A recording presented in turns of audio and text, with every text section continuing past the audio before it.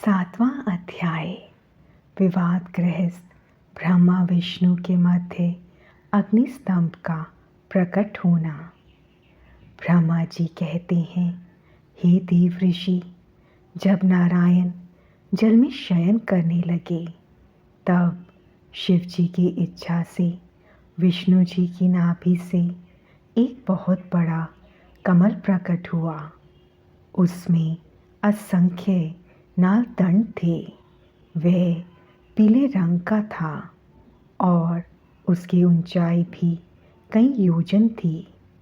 कमल सुंदर, अद्भुत और संपूर्ण तत्वों से युक्त था। वह रमणीय और पुण्य दर्शनों के योग्य था।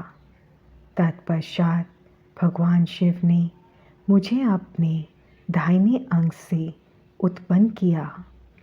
उन महेश्वर ने अपनी माया से मोहित कर नारायण देव के नाभि कमल में मुझे डाल दिया और लीलापूर्वक मुझे प्रकट किया। इस प्रकार उस कमल से पुत्र के रूप में मुझे जन्म मिला। मेरे 4 मुख, लाल मस्तक पर त्रिपुंड धारण किए हुए थे।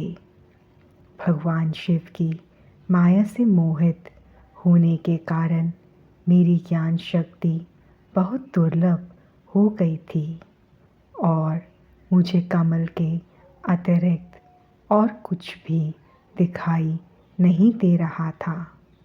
मैं कौन हूँ, कहाँ से आया हूँ, मेरा कार्य क्या है, मैं किसका पुत्र हूँ, किसने मेरा निर्माण किया है।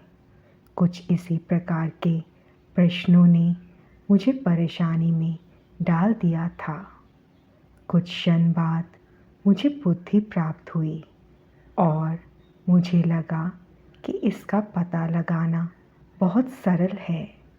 इस कमल का उद्गम स्थान इस जल में नीचे की ओर है और इसके नीचे मैं उस पुरुष को पा सकूंगा जिसने मुझे प्रकट किया है। यह सोचकर एक नाल को पकड़कर मैं 100 वर्षों तक नीचे की ओर उतरता रहा, परंतु फिर भी मैंने कमल की जड़ को नहीं पाया। इसलिए मैं पुनः ऊपर की ओर बढ़ने लगा। बहुत ऊपर जाने पर भी कमल कोश को नहीं पा सका। तब मैं और अधिक परेशान हो गया। उसी समय भगवान शिव की इच्छा से मंगलमयी आकाशवाणी प्रकट हुई। उस वाणी ने कहा, तपस्या करो। उस आकाशवाणी को सुनकर अपने पिता का दर्शन करने हेतु मैंने तपस्या करना आरंभ कर दिया और 12 वर्ष तक घोर तपस्या की। तब 4 भुजाधारी सुंदर नेत्रों से शोभित भगवान विष्णु प्रकट हुए। उन्होंने हाथों में शंख, चक्र, गदा और पद्म धारण कर रखे थे। उनका शरीर श्याम कांति से सुशोभित था। उनके मस्तक पर मुकुट विराजमान था तथा उन्होंने पीतांबर वस्त्र और बहुत से आभूषण धारण किए हुए थे।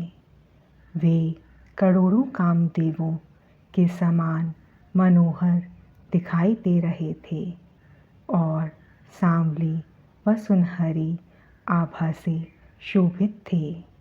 उन्हें वहाँ देखकर मुझे बहुत हर्ष व आश्चर्य हुआ। भगवान शिव की लीला से हम दोनों में विवाद छिड़ गया कि हम में बड़ा कौन है। उसी समय हम दोनों के बीच में एक ज्योतिमय लिंग प्रकट हो गया। हमने उसका पता लगाने का निश्चय किया। मैंने ऊपर की ओर और विष्णु जी ने नीचे की ओर उस स्तंभ के आरंभ और अंत का पता लगाने के लिए चलना आरंभ किया, परंतु हम दोनों को उस स्तंभ का कोई और छोर नहीं मिला। थक कर हम दोनों अपने उसी स्थान पर आ गए। हम दोनों ही शिव जी की माया से मोहित थे। श्री हरि ने सभी ओर से परमेश्वर शिव को प्रणाम किया।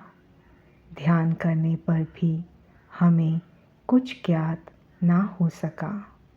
तब मैंने और श्री हरि ने अपने मन को शुद्ध करते हुए अग्नि स्तंभ को प्रणाम किया। हम दोनों कहने लगे, महाप्रभु, हम आपके स्वरूप को नहीं जानते।